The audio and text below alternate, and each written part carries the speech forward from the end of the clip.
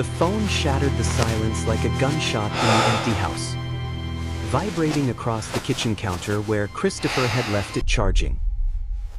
"Pick up.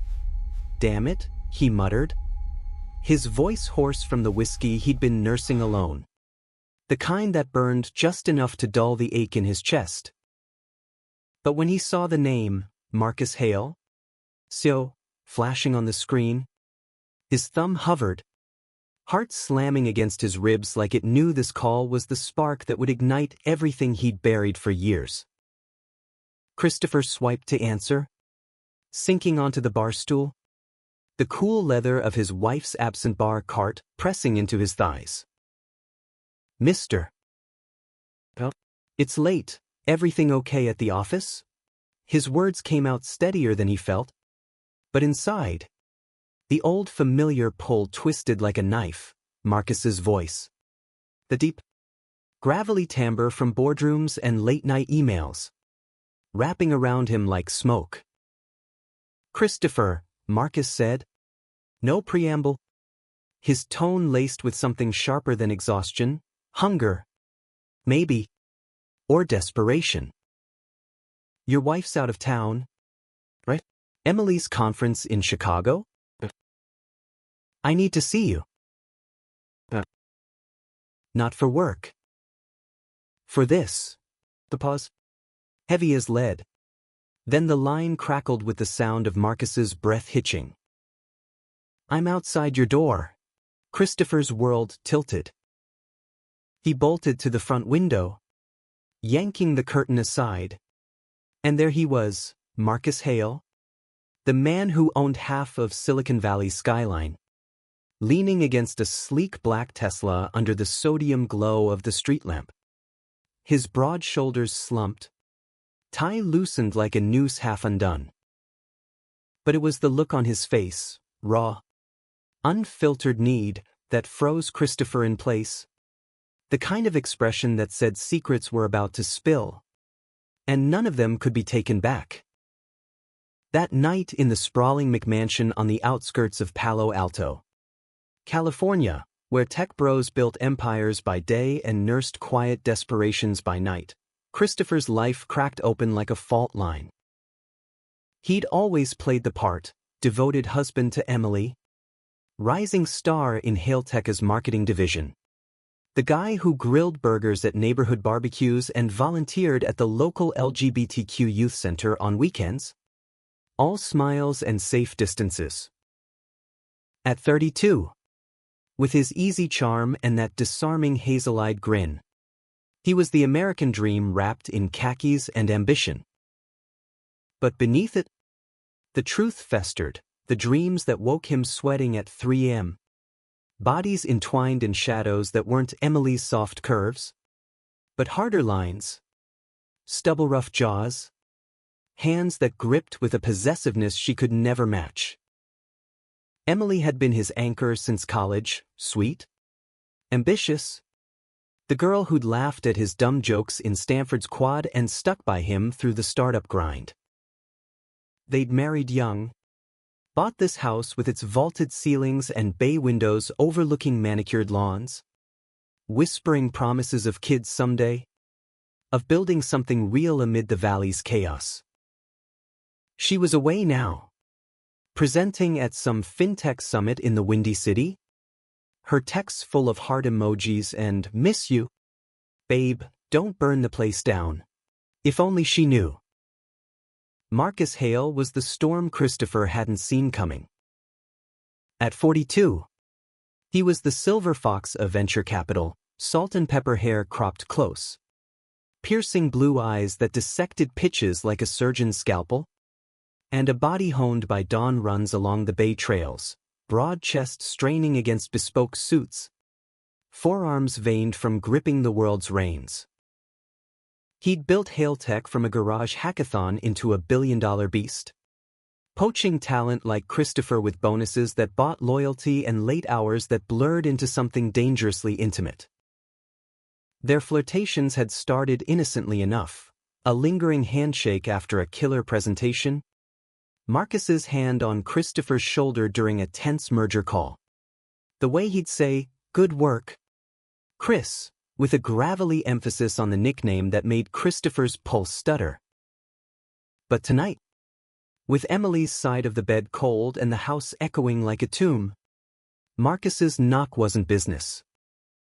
Christopher opened the door, the cool November air rushing in with the scent of eucalyptus and rain-damp earth. Marcus looked wrecked, eyes red-rimmed, shirt on, a bottle of Macallan clutched in one fist like a lifeline. "I shouldn't be here," Marcus said, stepping inside without invitation, his voice a low rumble that vibrated through the foyer. He set the bottle on the entry table with a thud, turning to face Christopher, close enough that their breaths mingled. "But I can't stop thinking about you.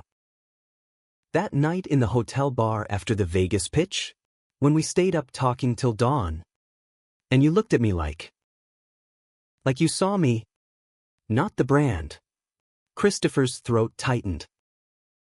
Vegas had been 6 months ago, a blur of neon and bourbon, Marcus confessing over last call about the divorce that had gutted him 2 years back, the ex-wife who'd called him a workaholic robot, the kids he saw on weekends in their Marin estate.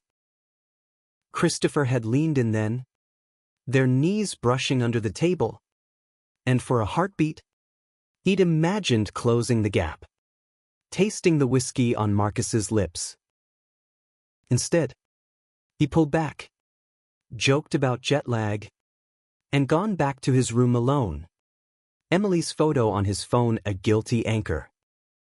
But in the dim spill of the hallway light, Marcus reached out, his fingers grazing Christopher's jaw, rough, calloused from gym weights, not the soft touch Emily's manicures offered. "Tell me to leave," Marcus whispered, thumb tracing the stubble Christopher hadn't shaved since morning. "Tell me this is a mistake." But Christopher didn't. He couldn't. The words lodged in his chest like shrapnel, because for the first time in years, the ache wasn't loneliness, it was recognition. He surged forward, crashing their mouths together in a kiss that tasted of salt and surrender, Marcus's free hand fisting in Christopher's shirt, pulling him closer until the door clicked shut behind them. They stumbled into the living room, a tangle of limbs and half-shed clothes, the Macallan forgotten as Marcus pressed Christopher against the leather sectional, the one Emily had picked out at Pottery Barn. All neutral tones and false domesticity. Marcus's mouth was everywhere, collarbone, the sensitive spot below Christopher's ear that made him gasp, arching into the solid weight pinning him down. "Good, Chris," Marcus growled against his skin, voice breaking on the edge of a plea. "I've wanted this since the day you walked into my office." All fire and that fucking smile. Christopher's hands roamed, mapping the terrain he'd only fantasized about, the hard plains of Marcus's back, the dip of his waist, the heat radiating through his slacks. It was messy, urgent, teeth-nipping, fingers fumbling with buttons, nothing like the careful lovemaking with Emily, all lights low and whispers of forever. This was raw, electric, the kind of connection that rewired your soul in a single night.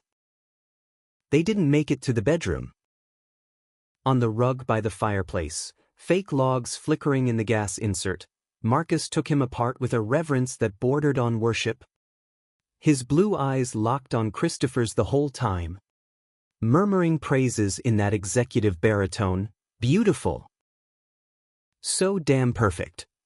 Christopher came undone with a cry that echoed off the vaulted ceilings, Marcus following with a shudder that left them both wrecked, sweat-slicked and breathless. They lay there in the afterglow, Marcus's head on Christopher's chest, fingers tracing lazy patterns over his ribs. "This changes everything," Marcus said softly, vulnerability cracking his armor. My board's breathing down my neck about the merger, investors sniffing around like sharks. And you? You're married. But I can't go back to pretending. Christopher stared at the ceiling fan whirring lazily above. Guilt coiling in his gut like fog off the bay. Emily's suitcase still sat by the stairs. Tags from O'Hare dangling like accusations. I don't know what this is, he admitted. But it feels like truth. Finally, Marcus lifted his head. Those piercing eyes searching. Then let's chase it. No more hiding. As dawn crept in, painting the room in bruised purples, Christopher walked Marcus to the door, their goodbye kiss lingering like a promise. He watched the Tesla's taillights disappear down the cul-de-sac. The neighborhood stirring with joggers and sprinklers, oblivious to the earthquake in his living room. But truth, Christopher learned in the weeks that followed, had teeth. The fallout hit like a Silicon Valley pivot gone wrong, fast, brutal, and full of unintended consequences. By Monday, Christopher sat in Hailteka's glass-walled conference room. Sunlight slicing through blinds onto the polished oak table, pretending the weekend hadn't rewritten his DNA. Marcus was at the head, impeccable in a charcoal suit, commanding the room with slides on cue for projections, his voice steady as ever. But when their eyes met across the sea of VPs and analysts, Christopher's laptop screen blurring for a split second, the air crackled. Invisible lightning. After the meeting, Marcus lingered, casual as a coffee run. My office, Chris. Brainstorm on the rebrand. The team dispersed without a second glance, perks of being the golden boy. The corner office overlooked the Santa Cruz Mountains. All sleek minimalism, Eames chairs, the Basquiat print, floor-to-ceiling windows framing the sprawl of innovation that was Palo Alto. Marcus shut the door, blinds whirring down with a soft hum, and in 2 strides, he had Christopher against the desk, kissing him like a man starved, deep, demanding, hands sliding under his shirt to trace the bruises from their night together, faint fingerprints on hips that would fade but not the memory. We can't, Christopher gasped, even as he melted into it, palms flat on Marcus's chest, feeling the thunder of his heart. Not here. The cameras? Fuck the cameras, Marcus murmured, nipping at his earlobe, breath hot. I own this place. Let them watch. But he pulled back, eyes stormy. Dinner tonight? My place in Atherton. Emily's still gone till Friday. Christopher nodded, hating the thrill that shot through him, the betrayal blooming like black mold in the corners of his mind. That night, Marcus's estate was a fortress of glass and stone, pool glowing turquoise under string lights, infinity edge dropping into the hillside like it owned the horizon. They cooked, steaks on the Wolf Range, Marcus in an apron over nothing but boxer briefs, laughing as Christopher botched the béarnaise, splattering cream on the Carrara counters. Over wine on the terrace, stories spilled, Marcus's Iowa boyhood, plowing fields before hacking code in barns, the closet he'd cracked open in college, only to slam it shut for the mergers and marriages that built his empire. I thought love was a liability, he confessed, swirling his Cabernet, the vintage deep as regret. Till you. You make me want to burn it all down. Christopher's chest ached with it, the romance of ruin, the human ache for someone who saw your fractures and called them beautiful. They made love on the king-sized bed. Slower this time. Exploratory, Marcus mapping every inch with lips and tongue, drawing out gasps Christopher didn't know he could make. Afterward, tangled in Egyptian cotton sheets that cost more than his monthly mortgage, Christopher traced the scar on Marcus's abdomen, appendix rupture from his 20s, and whispered, "What if this destroys us both?" Marcus's laugh was soft. So, "Then it's a destruction worth having." Emily returned Thursday, arms full of swag bags and stories of Chicago's brutal wind, collapsing into Christopher with a kiss that tasted like airport coffee. "Good. I missed you," she said, nuzzling his neck, oblivious to the way he stiffened, the phantom press of Marcus's body still ghosting his skin. They made love that night, affectionate, her nails raking his back in patterns he'd once craved. But as she curled against him, snoring softly, Christopher lay awake, staring at the ceiling, the lie festering. The affair bloomed in stolen fragments, quickies in Marcus's Tesla after client lunches, parked in deserted lots off 101, encrypted texts that lit up Christopher's phone like fireworks, "Thinking of your mouth on me." Boardroom, 3 p.m., followed by Marcus's hand over his on the gearshift, thumbs stroking knuckles in silent vows. At home, Christopher overcompensated, surprise date nights at the French Laundry, where Emily's eyes sparkled over foie gras, toasting their future. "You're the best husband," she'd say, and the words were knives, twisting deeper. But cracks spiderwebbed. Emily noticed the distance first, the way Christopher's gaze drifted during dinners, his phone face down more often. "Everything okay at work?" she'd ask, chopping kale for their green smoothies, her yoga-toned arms flexing. "You seem preoccupied." "Hale riding you hard?" "If only." "Just the merger stress," he'd lie, forcing a grin, kissing her temple. "Marcus is a tough boss, but fair," she'd hum, unconvinced. And Christopher would escape to the garage, pretending to tinker with his hybrid while scrolling Marcus's Insta, candid shots of trail runs, shirtless and sweat glistened, captions about resilience that read like coded love letters. The first real fracture came mid-December, at Hale Tekka's holiday gala in a rented hangar at Moffett Field, twinkling lights strung like stars, craft cocktails flowing, employees in ill-fitting tuxes toasting bonuses.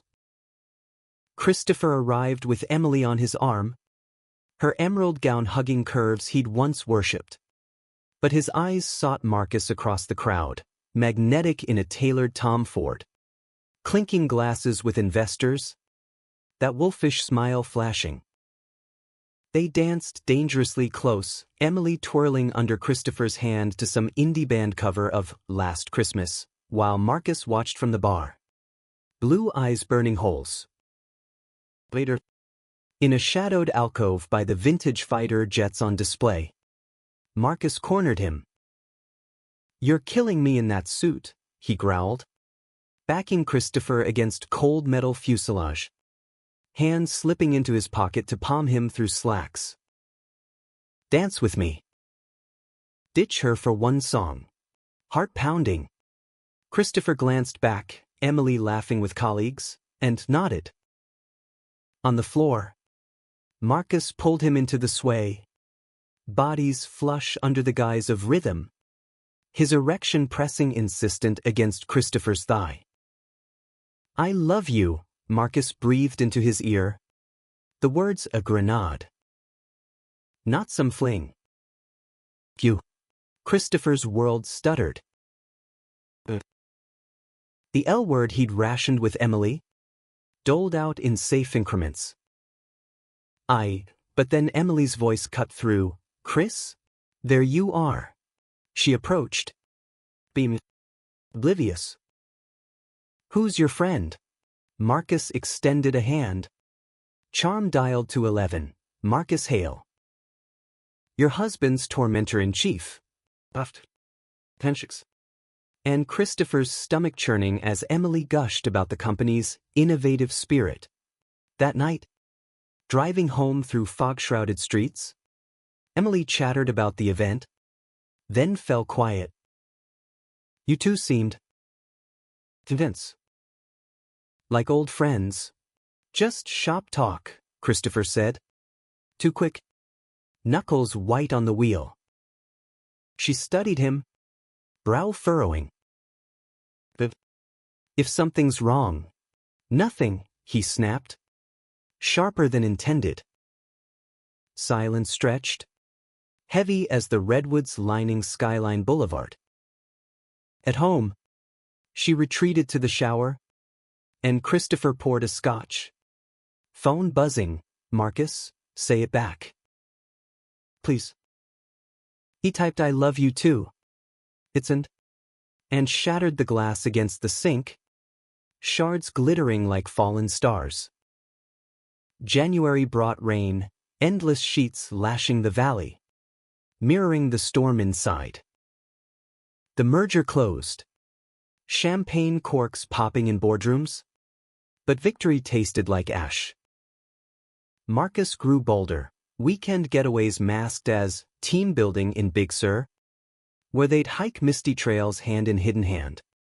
Fucking in cliffside cabins with ocean roar drowning their moans. Leave her, he'd urge post-coital, tracing Christopher's wedding band like a curse. We could have this real out loud, but Christopher couldn't. Not yet. Guilt was a tide, pulling him under Emily's promotion at her firm. Their talks of starting a family, the way she'd surprise him with his favorite foe from that hole in the wall on University Avenue. He loved her, in the bone-deep way of shared history. But Marcus? That was fire, consuming, transformative. The kind of love that demanded reinvention. The betrayal deepened in layers. Christopher started lying effortlessly, late client dinner, while slipping into Marcus's penthouse for nights of wine-soaked confessions and bodies that fit like puzzle pieces long separated. Marcus opened up about his bisexuality, repressed in his evangelical upbringing, explored in fleeting college hookups, buried under boardroom battles. You're my coming out, he'd say, vulnerable in the afterglow. And Christopher would hold him, whispering assurances even as dread coiled tighter. Emily sensed it, though, women's intuition. Or maybe the lipstick smudge on a collar he swore was from a hug. Arguments simmered. You're pulling away. Chris. Is it me? The job? Talk to me. He'd deflect with flowers from the Palo Alto market. Sex that left them both unsatisfied. Her touch a reminder of the life he was torching. Then, the shocking unraveling Valentine's Day. Emily planned a surprise dinner at Chez TJ, the kind of place with molecular gastronomy and views of the preserve. But Christopher had double-booked. A work thing with Marcus at the Regis, where suites overlooked the glittering sprawl. He arrived home early to change, heart racing with the dual lies, only to find Emily in the kitchen, phone in hand, face ashen. I saw the texts, she said, voice breaking like glass underfoot. Not his, Marcus's? Forwarded from a shared family plan glitch? Or some cruel app sync? Can't wait to taste you tonight. That suite's got a jacuzzi big enough for what I have planned. Heart emojis. Timestamps damning. Christopher froze. The world narrowing to her eyes. Betrayal raw as an open wound. Don't, she whispered. Tears carving tracks through mascara. How long? Chris? And him? Your boss? Good. Was it always men? Or just him? The truth tumbled out in fragments. The confusion since college. The repression for her sake. The explosion with Marcus like a dam breaking. She listened, sobbing, then stood, grabbing her keys. I need space. The guest room. Tomorrow. I don't know. He spent the night on the couch. Rain drumming the roof like accusations. Replaying her face, the woman he'd vowed to cherish. Now collateral in his awakening. Morning brought Marcus. Banging on the door at 7 a.m. Face thunderous. She knows? Chris. I told you. You told me? Christopher yanked him inside. Voice a hiss. This is my marriage. Marcus. My life. Marcus paced, raking hands through silvered hair. And what about us? I laid it all out. Future. You gonna throw that away for? What? Guilt. The fight escalated. Words like bullets. Marcus accusing him of cowardice. Christopher hurling Marcus's own closet as hypocrisy. You built an empire on secrets. And now you want me to blow up mine. By the end, Marcus stormed out. Tires squealing on wet pavement. Leaving Christopher hollowed out. Emily didn't leave that day. They talked, therapy referrals from her therapist friend. Couples sessions booked at a discreet Palo Alto practice. I still love you, she said over chamomile tea. Hands trembling. But I need to know who you are. All of you. Christopher nodded. The weight crushing. He canceled the ST. Regis. Texted Marcus we need to pause. And blocked the replies that burned his screen. But pauses in passion are illusions. 2 weeks later, at a Hailtech offsite in Napa, vineyards rolling gold under spring sun, Marcus cornered him in a barrel room. The air thick with oak and ferment. I can't do this, Marcus said. Voice raw. Backing Christopher against fermenting casks. Seeing you. Wanting you, it's torture. Then he did the shocking thing, dropped to one knee. Not with a ring, but with the key to his Atherton home. Engraved with yours. Move in. Leave the half-life. Be mine. Christopher's breath caught. The gesture a romantic gut punch. Tears pricking. But Emily's face flashed, her tentative smile at their first session. We can try, Polly. If that's you, and he pulled back. I can't. Not like this. Marcus rose. Eyes shattering. Then we're done. The off-site blurred into agony, forced team building. Wine tastings where Christopher choked down Pinots. Marcus avoiding him like plague. Back in Palo Alto, the house felt like a mausoleum, Emily sleeping in the guest room. Their conversations polite as strangers. Spring deepened. Dogwoods blooming pink along Waverly Street. Mocking the frost in Christopher's veins. Therapy unearthed bones, his first crush on a high school quarterback. The porn tabs he'd cleared in dorms. The bi-curiosity he'd buried under frat boy bravado. Emily listened, grieving the man she'd married, but fighting for the one emerging. I want you happy, she'd say, even if it's not with me. Marcus, meanwhile, retreated into workaholic fury, merger follow-ups bleeding into weekends. Emails curt. His office door a Berlin Wall. Rumors swirled, Hailtech board whispers of burnout. A rival VC sniffing for weakness. Christopher ached for him. The love a bruise that throbbed with every heartbeat. The high tide of conflict crashed in May. At Pride Month kickoff in San Francisco, the Castro alive with rainbows and bass-thumping floats. The air electric with unapologetic joy. Emily insisted they go. A olive branch, Face it together. Dressed in matching tees, hers ally AF, his out and proud, in tentative script, they wove through the throng, her hand in his a lifeline. But Marcus was there. Atop a float for Hailtech's sponsorship, shirtless in leather harness. Silver fox pelt gleaming under confetti cannons. Crowd roaring as he waved the corporate rainbow flag. Their eyes locked across the street. A magnetic pull amid the chaos. Christopher's feet moved before his brain. Emily's hand slipping free. "Chris," she called. But he was gone. Pushing through bodies scented with sweat and glitter. Until he reached the float's edge. Marcus jumped down. Crowd parting like prophecy. And pulled him into a kiss, public, defiant. Tongues and teeth under the sun. Cheers erupted. Phones flashing. But Christopher drowned in it. Marcus's taste. Stubble burn. The hard press of chest to chest. Emily watched from afar. Face crumpling like wet paper. When Christopher broke away. Gasping. Marcus grinned feral, "That's my answer." But turning.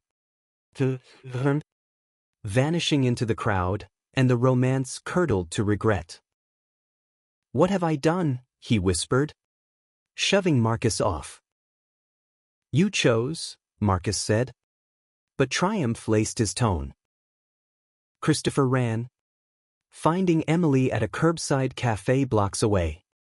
Nursing a eyes red but dry. "I'm sorry," he choked, collapsing beside her. "I love him." "Good. I do." "But you."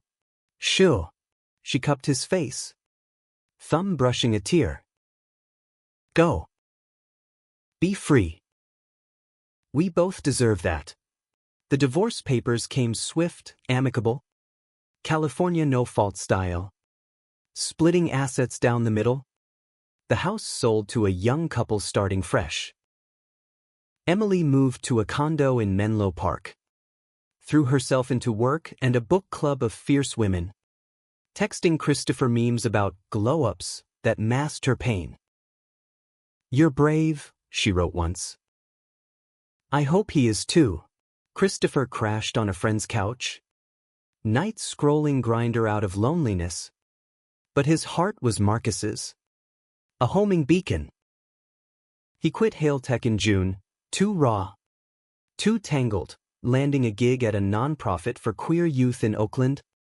Trading boardrooms for community centers. Slacks for hoodies. Reaching out took guts. A coffee invite at Phil's on College Avenue. Where beans brewed strong as confessions. Marcus arrived wary. Circles under those blue eyes. A new beard shadowing his jaw. "You ghosted me," he said over pour-overs. Steam curling like ghosts. "I was scared," Christopher admitted. Hands wrapped around ceramic. "Of losing everything. But I lost it anyway. And I'd lose it all again for this, for us." Marcus's gaze softened. The wall crumbling. "I sold the company. Stepped down last month. Board was circling anyway, said I was distracted." A wry smile. They weren't wrong. Christopher's heart stuttered. "What now? Now?" Marcus leaned across the table. Fingers lacing with his. "We build something real. No empires. Just us." Summer scorched the Bay Area that year. Heat waves shimmering off asphalt like mirages of second chances. Christopher and Marcus dove in headfirst. The romance a bomb on wounds still scabbing. They rented a craftsman bungalow in Oakland's Temescal district, exposed brick. A backyard lemon tree heavy with fruit. Rainbow flag fluttering from the porch like a declaration. Mornings started with coffee on the glider swing. Marcus in boxers reading the Quran. Christopher sketching campaign ideas for the nonprofit on his iPad, their feet tangled under a shared blanket. It wasn't seamless. Marcus's divorce from his ex lingered like a bad aftertaste. Custody weekends with his teens. Awkward Zooms where they side-eyed Christopher's uncle status. Dad's got a boyfriend, his daughter Lila announced once. 16 and unfiltered. Sparking a family dinner in Marin that ended in tears and tentative hugs.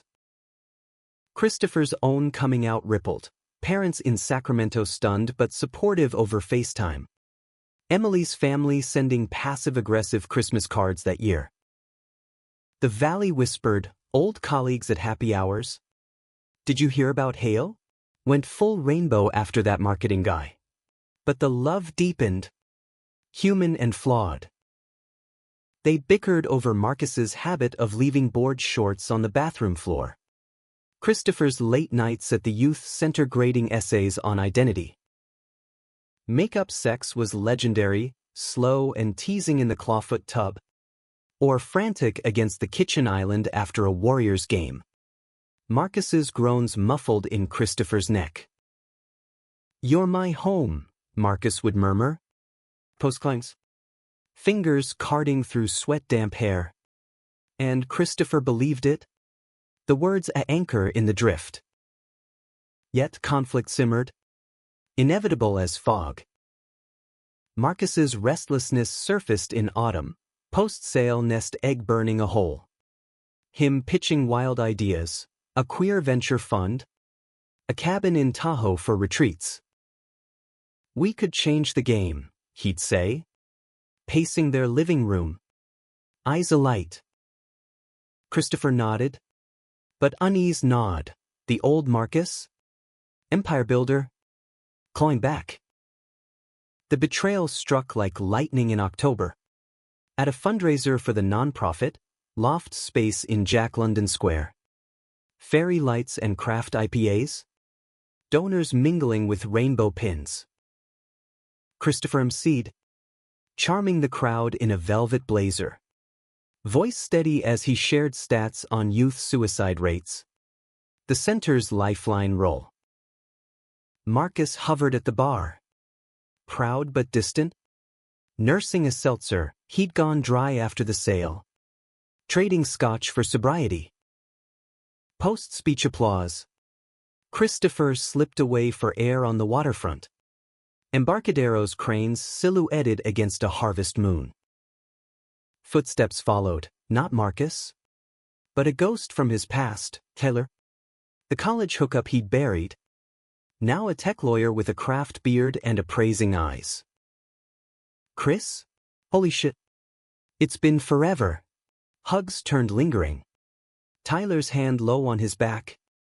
Whispers of, you look good, happier. They talked, old dorm stories. The bi-awakening they'd both fumbled through. And when Tyler leaned in, lips brushing Christopher's ear. We should catch up. Just us. The pull was magnetic. The echo of what is. He didn't kiss back. But he didn't pull away fast enough. Marcus saw. From the loft's window, blue eyes narrowing like storm clouds. By the time Christopher returned, flushed and guilty, Marcus was gone. Truck keys vanished from the valet. A curt text, need space. Don't follow. Panic clawed Christopher's chest. He drove home through Jack London traffic, horns blaring like accusations. Arriving to an empty bungalow, Marcus's Levi's gone from the hooks. That damn keychain with the Tesla fob missing. Texts bounced unread, calls to voicemail. Marcus's gravelly greeting a taunt. 2 days of radio silence stretched into a week. Christopher unraveling, pacing the kitchen, burning toast, calling Emily at midnight for advice. Men are idiots, she laughed through tears of her own fresh dating woes. But if it's real, they'll come back. Fight for it. He did, showing up at Marcus's old Atherton estate. now half-packed for sale. Boxes of board shorts and Basquiat's stacked like regrets. The realtor let him in. And there was Marcus, cross-legged on the bare floor. Sorting photos, wedding shots with his ex. Kids' finger paintings. A faded Polaroid of him and Christopher from Big Sur. Windswept and grinning. "You saw," Christopher said. No preamble. Sinking beside him. "Tyler." "There was nothing, old friend. Stupid flirt." "But I get why it hurts." Marcus's laugh was bitter. Handing over the Polaroid. "Hurt? Try gutted." "I finally let go, sold the company. Opened up to my kids about you. Started therapy for the repression bullshit, and you." "What? Test the waters?" "No." Christopher took his hand. The photo crinkling between palms. I froze. Because part of me's still scared, this life we built. It's huge. Vulnerable. But Tyler? He's the past. You're my now. My everything. Marcus searched his face. The betrayal's shadow lingering, but softening under hazel eyes that pleaded raw. I overreacted. Ran like a coward. My therapist says it's the abandonment wound, ex-wife. The bored coup. But seeing you with him. It was like losing you before I even had you. Tears welled. Unashamed, two men in their 30s. Crying on a hardwood floor amid echoes of empire. I'm sorry, Marcus whispered. Pulling Christopher close. Foreheads touching. I love you too much to lose you. Forgive me. Christopher's voice cracked. Lips brushing Marcus's knuckles. A nod. Then a kiss, salt-edged. Healing. Bodies shifting from floor to the lone air mattress in the master. Where they reclaimed each other with a tenderness that bordered sacred, slow thrusts. Whispered litanies of mine and forever, dawn painting their skin gold. The high drama peaked that winter. Holiday lights twinkling in Temescal windows. But storm clouds gathering in Marcus's silences. Turns out, the wild idea he'd pitched, it wasn't abstract. A letter arrived in January, certified mail. Crisp as a subpoena, from a rival VC firm. Marcus had been headhunted. 6 figures plus equity. To launch that queer fund. It's perfect, he enthused over breakfast burritos from the taqueria. Impact investing for LGBTQ startups. Your nonprofit could be the flagship. Christopher's fork paused midair. Eggs cooling. You said you were done. Building something just for us. This is us, Marcus countered. Eyes earnest. Legacy. Changing lives. But Christopher saw the hook, the old hunger, the climb that had nearly killed Marcus's first marriage. His health. Fights erupted, Marcus accusing him of small-mindedness. Christopher hurling sabotage. You'll disappear into meetings again. Leave me holding the emotional baggage. The climax shattered on Valentine's Redux. A year after the Pride kiss. Marcus planned grand, dinner at Quince, then a show at the Orpheum. But midway through pasta, his phone buzzed, a pitch call from the VCs. Urgent. 5 minutes, he mouthed. Stepping out, leaving Christopher with tiramisu and rising bile. He waited 20. 30. Then left cash on the table. Walked into the Tenderloin's neon haze. Hailing a cab to the airport, not fleeing, but grounding himself. At SFO's International Terminal, he bought a one-way to Vancouver, Emily's latest obsession.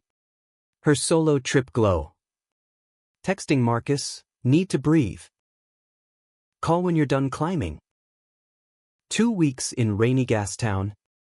Christopher wandered Gastown's cobbled streets, fern bars and totem poles, journaling in a harborside cafe, the fear of losing Marcus to ambition, the love that terrified him with its depth. Emily joined for a weekend. The exes now friends toasting with Caesars. Her new girlfriend a tattooed barista with kind eyes. You deserve the romance without the wreckage, she said, hugging him fierce. Tell him that. Back in Oakland, Marcus waited on the porch, unshaven, duffel at his feet, the bungalow dark behind him. I turned it down, he said, voice gravel rough. The offer. Told them to fuck off, politely. You're right. Empire's not home. You are. Christopher's knees buckled. Relief crashing. I thought. Marcus dropped the bag, pulling him into the swing. Rain pattering the awning like applause. I want quiet revolutions. Maybe a dog. Those kids' art classes on weekends. Human shit. They cried again, messy, cathartic, then made love on the porch cushions till neighbors' lights flicked on. Scandalized or envious. Spring bloomed forgiveness, couples therapy in a No Valley office, where they unpacked closets like old suitcases, folding vulnerabilities neat. Marcus mentored at the youth center, his gravel voice drawing shy teens like moths. Christopher's campaigns went viral, funding a new wing. Emily visited for barbecues, her girlfriend charming Marcus over ribs. The four of them, now 5 with Lila's occasional drop-ins, toasting to reinventions. The human end came gradual, not with fanfare but quiet profundity. On their first anniversary, June Pride Month again, they stood in the Castro, hands clasped public and proud, watching floats pulse with bass and belonging. No ghosts this time, just them, silver fox and hazel-eyed dreamer. Bodies swaying too born this way. I almost lost this, Marcus murmured, chin on Christopher's shoulder. But you didn't, Christopher turned, kissing him slow under rainbow confetti. We're the shocking thing. The good kind. And in the American sprawl, from Palo Alto picket fences to Oakland's gritty heart, they built a life not of empires, but echoes, love that scarred and healed, betrayed and redeemed, human as the fog rolling in off the bay. No tidy bows, but a story true, raw, right? Forever unfinished.